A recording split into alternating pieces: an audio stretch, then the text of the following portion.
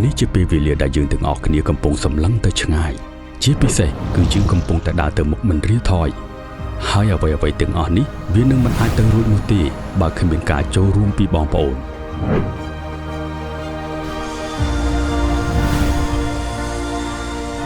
ដើម្បីស្រាក់ដៃគ្នាតាំងពីចំណុចតូចមួយរហូតដល់ចំណុចមួយទៀត True Home បានសម្រេចបានសមិទ្ធផលនានាជាច្រើនក្នុងពេលឥឡូវនេះរហូតដល់អនាគត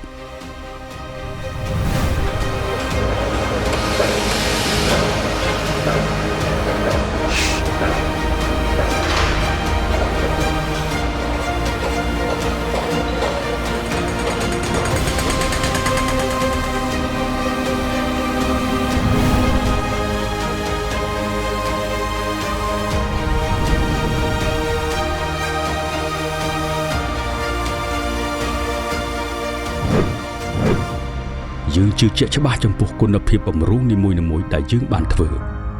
ហើយ True Home នឹងនៅតែរក្សាគុណតម្លៃសម្រាប់ជាដៃគូដ៏ជិតស្និទ្ធជាមួយអ្នកនិងប្រទេសទាំងមូល